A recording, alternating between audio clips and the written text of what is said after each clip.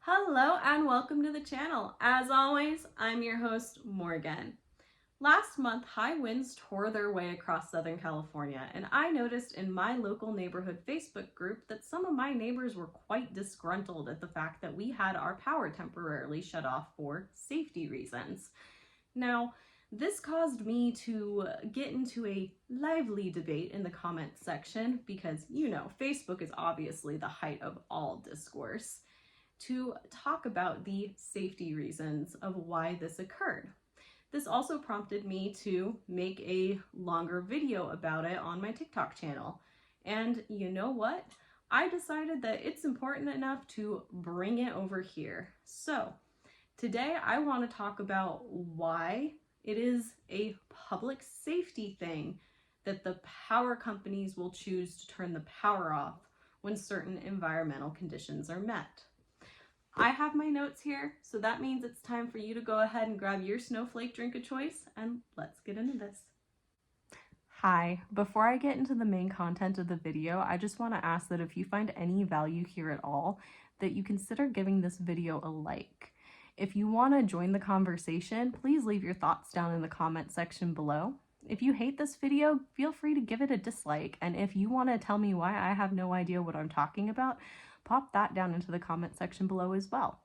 If you want to see more of me and my content recommended to you, consider clicking that subscribe button. I'd really appreciate it. All right, let's get into the video now. Before we jump into the main content of the video, we need to get some terminology clear so that we're all on the same page. The first bit of terminology we need to talk about is primary lines. Primary lines are going to be those high voltage power lines in either a distribution or transmission setup. And in the distribution world, they usually run horizontally and they usually come in threes. However, you will see them in twos and fours as well. In your standard 3-line setup, you're going to have 2 live lines and 1 neutral. So let's talk about distribution lines now. Distribution lines are high voltage lines that carry that electricity from place to place on a more local scale. You'll also hear me refer to things like distribution circuit, because distribution lines will be split into these individual circuits that are usually originating from a substation and they'll terminate at another substation. That's also a theme with transmission lines as well. So with these distribution lines, you're usually only going to see power up to about 13 kilovolts of power being carried on them, but do keep in mind that there may be some difference in the actual voltage depending on how old the line is or what power company we're actually talking about. Now we need to talk about transmission lines. Like distribution lines, they're high voltage power lines that carry that power from place to place, generally from substation to substation. The big difference here is that they're going to carry this power on a much larger scale and they're going to carry much higher voltages of power, usually from around 66 kilovolts up to about 500 kilovolts. And again, that actual voltage may vary depending on the area or the power company that we're talking about. Now, what do I mean when I say a line is live, or hot is another thing that you may hear me say. A live line is basically a line that has the power turned on, so electricity is actively flowing through those lines. You'll also hear me use the term crossphase. Crossphasing occurs when something, usually a bit of debris, bridges that gap between the live lines on any given power circuit. When this happens, it's very dangerous because the electrical circuit there has just been completed, which means that anyone that tries to remove that piece of debris could be fatally zapped, or a fire is very likely to occur because, debris usually can't handle that much energy coursing through it without catching fire. Which brings us to talking about high fire risk areas. A high fire risk area is an area with an elevated fire risk. So if a fire were to pop up in this area, it is much more of a concern than other areas because it is much more likely to become a large wildfire, which means now we need to determine the difference between the local response area, or LRA, and the state response area, or SRA. So a local response area, or LRA, is an area where the emergency services are managed by the locality, so usually the city or the town. In LRAs, the response time is going to usually be fairly quick. However, if you go out to a state response area, or SRA, the emergency services are managed by the state or a federal entity. So things like CAL FIRE, for example, in California. In SRAs, the response time is usually quite a bit slower than in LRAs because they're just spread out over a larger distance, and SRAs do tend to be more rural, so access is also an issue. Okay, that should be about all the terms that we need to talk about. So now we can begin to answer the question of what is a Public Safety Power Shutoff, or PSPS event. A Public Safety Power Shutoff, or PSPS event for short, is an event where the power company decides to shut the power off to a particular area because the danger of something like a wildfire breaking out is greatly elevated. So for public safety, it's better to have people go without power for a day or two while the environmental conditions improve. Why would a power company choose to call a PSPS event when they're not making money while the power is shut off? Because obviously they can't bill their customers if there's no electricity being provided to them. Well, it has to do with public safety, just like it says in the name. When certain environmental conditions are met, the risk of keeping the lines live greatly outweighs the reward that they would get by being able to bill for the energy that they serve to their customers. The environmental conditions include things like high winds, dry vegetation, and red flag conditions. It is, however, important to note that just one of these conditions on their own is not necessarily enough to call a PSPS event. One example of high winds specifically not being enough to call a PSPS event is Hurricane Hilary that did go through California back in August of 2023. We saw very high winds while Hilary was in the area, but a PSPS event was not called. Why is that? Well, with the storm also came rain, and that means that we didn't have another environmental condition that would make the risk of fire higher, because the rain means we don't exactly have a whole lot of dry vegetation to catch fire. Yes, it's still a risk to leave lines live, but not as high as what we saw back in January of 2025, so this year at time of recording, where we had very dry vegetation, very high winds, and super elevated fire risk and red flag conditions. So all of that together means in the high fire risk areas, it's not necessarily worth it to leave the power on. It is much better to call a PSPS event and keep the public safe. This brings me to the question of why are these PSPS events so important in places like California, where we do see a lot of wildfire. So in places like California, where there are a lot of high fire risk areas, wildfires can get out of hand very quickly, especially when we have that magic combination of dry vegetation and high winds. The dry vegetation gives the fire fuel, and the high winds can quite literally fan the flames. So it's going to make the fires burn faster and move faster. And it's also going to make it a lot more difficult for firefighters to do their job, because if the winds are high enough, they can't use the aircrafts to drop the fire retardant in water.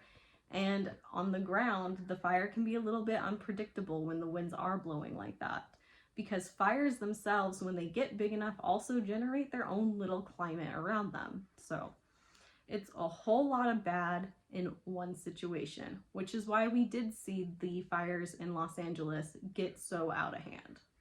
California also has a lot of invasive plants, like grasses that dry out very quickly during our hot, dry summers, and eucalyptus trees that have oils in their tissues that are actually very flammable.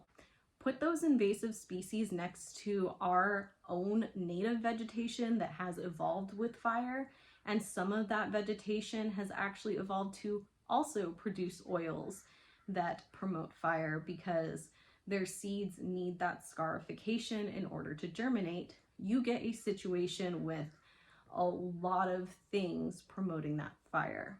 And then also you have to think about climate change, because these hotter, drier conditions are then making more fuel for the fire, and we're also seeing them cause fires to burn hotter and more intense, which of course makes fighting those fires a lot more difficult and makes those fires a lot more devastating. So these issues are not unique to California. These are just some of the examples that are more familiar to me because I am from California. But any place that has similar conditions and similar fire risk are going to see issues like what we see here in California. So this laundry list of issues is not unique here. They just might look slightly different if you go elsewhere. With all of that being noted, one can see why it is so important for PSPS events to be called when we do have these conditions that make the possibility of another very large fire that can get out of hand so important to keep the public safe, because a lot of people live in high fire risk areas, and in some of these high fire risk areas, the emergency exits are one way. So there's one way in and one way out, making evacuation very difficult. The next question you're going to ask is, well, what about the people who absolutely need power, that it would be harmful for them to go without it? These are going to be the people who maybe have a medical device that needs to be connected to electricity in order to function. Maybe they have medications that have to be kept at a specific temperature, or people who are elderly or disabled who would be potentially put at risk if they were to lose power for an extended period of time. And well, my answer to that is that there are resources for people in that situation. The first most obvious thing is that generators exist. And I do know that that is not feasible for everyone, so don't worry, there are other resources as well other than just telling you to buy a generator.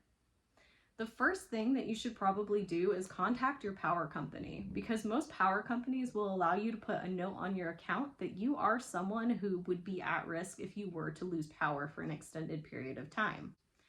How this particular thing is going to be handled will vary from power company to power company and possibly area to area as well. It is important to keep in note that large power companies with a very big territory will usually split that territory into little pieces, and how things are handled from piece to piece may be slightly different. But that is the first important step to do if you are someone that cannot go without power for an extended period of time. Some power companies like San Diego Gas and Electric will actually create these little pop-up information centers when a PSPS event occurs so that people can actually go and get information, talk to a real person, and have access to power and Wi-Fi for short periods of time. So that is also something for you to look into to see if your power company does that. The last thing that you should also do is you should check with your local city or county to see if they have resources for you as well, because plenty of cities are usually going to have resources for people who cannot go without power, because again, that's a public safety thing too. So know your resources, check out your local area, see what's available to you, and make sure you have a plan. Make sure your account is flagged if you're allowed to do so, and you are added to any list that you need to be added to so that you can have quick access to those resources when you need them. Now, I'm going to address some of the comments that I saw over on Facebook and TikTok, because I presume that if these people were willing to comment publicly, then there's other people with similar thoughts as well. The first comment I want to talk about is one that I saw over on Facebook that did actually get me pretty heated. And it was a comment comparing the power companies to Caltrans. And it was something along the lines of the power companies deciding to shut off the power because a fire might happen is exactly the same as if Caltrans were to shut down the freeway because an accident might happen. And this is an absolute bullshit comparison. With the freeways, it's pretty much a given people are going to get into accidents. And it might ruin a lot of people's day, and yeah, accidents can be very deadly, but it is nowhere near the same as saying a wildfire might pop up, so there's no reason to turn the power off because it's going to happen anyway. If these environmental conditions are met, it is completely reasonable to shut the power off and mitigate that risk of a wildfire occurring, especially since that wildfire would never happen if that power were shut off. So yeah, this comparison, it makes me mad because the power company shutting the power off is entirely to prevent a 100% preventable fire. Whereas if Caltrans were to shut the freeway down just because an accident might happen, that is just not the same when you're looking at the public safety concern. A wildfire is going to impact a lot more people potentially than one accident. So that one, it just got me heated. The other comments I saw were primarily over on TikTok. One of them mentioned the people that need power, which we did just discuss, so we're going to move on from there. The other one that I wanted to talk about was one that basically claimed that the power companies are only shutting the power off to get back at us because they've been sued in the past. So let's talk about that. It's no secret that Pacific Gas and Electric up in Northern California has been dealing with lawsuits due to alleged negligence on their part, causing some of the very big wildfires that we've seen in the past years to occur. It also shouldn't be a secret that Southern California Edison may be in a similar boat here in the near future due to some of the information coming out about the fires up in LA that have recently occurred. So we'll be on the lookout for that. But it doesn't mean that they're trying to get back at the customers for the lawsuits. When something like that occurs, when there is alleged negligence on the part of a power company, what happens is every other power company with power being provided in areas with similar conditions are going to take notice, and even power companies in areas with very different conditions. They're going to take notice and they're going to re-look at all of their safety protocols. So in this case, they might be a little more quick to call a PSPS event, or they might look at their vegetation management program and see if it's lacking somewhere. So PSPS events are not about the power companies getting back at us. They are about public safety. And yeah, admittedly, it's also about protecting their pocketbooks because yeah, the lawsuits do cost them a lot of money. So it's a double-edged sword there, but at the end of the day, I would rather personally go without power for a couple of days than have to evacuate because a wildfire that 100% could have been prevented occurred. All right, that's all I have for you today. As always, all of my sources are down in the description below, and I highly suggest you go give them a look because who am I but a girl on the internet? If you found any value at all in this video, please consider giving it a like. If you have thoughts that you would like to contribute to the conversation, leave them down in the comment section below. If you hated this video, go ahead and give it a dislike. If you think I have absolutely no idea what I'm talking about and it is your personal responsibility to tell me why, leave that down in the comment section below as well. I'm always interested to read those ones. If you want to see more of me and my content recommended to you, please consider clicking that subscribe button and maybe even seek me out on other platforms. I have all of the important links down below in the description as well, so you can find me elsewhere. All right, well, I hope you have a wonderful rest of your day, afternoon, evening, what have you, and I will see you all in the next one.